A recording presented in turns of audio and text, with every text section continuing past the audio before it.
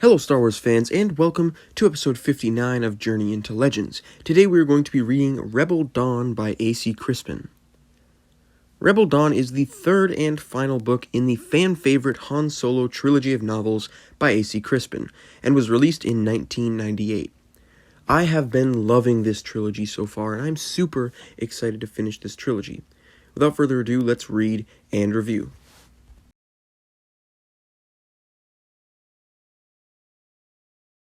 So like the previous two books, this one features a lot of events from Han's early life. This book especially helps fill in some gaps in Han's life leading into episode 4.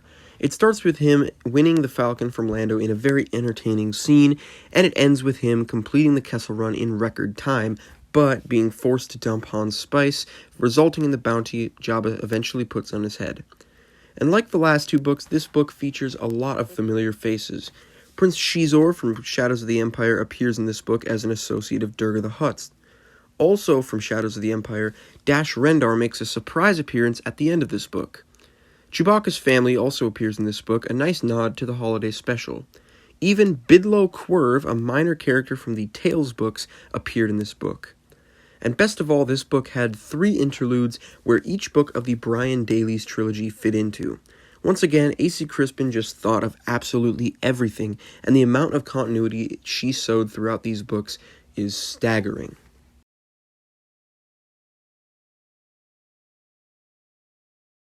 You'd think that a book about a young Han Solo would be a weird place to explain the birth of the rebellion, but this book has an entire storyline where Bria helps to create the Rebel Alliance, and it is awesome.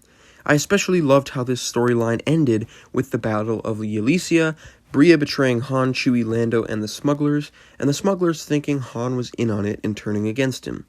The way this book leaves Han in a really tough spot at the end, with Bria betraying him, Lando hating him, and Jabba hunting him, made for a perfect transition into A New Hope. I also loved how A.C. Crispin handled Bria's death, Han's reaction to it, and how it all tied into the beginning of A New Hope with the Death Star plans and the Tantive 4.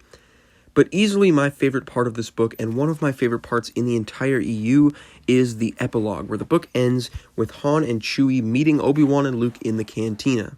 The way this book tied up all the loose ends of the trilogy and segued perfectly into A New Hope made it one of my favorite books in the entire EU.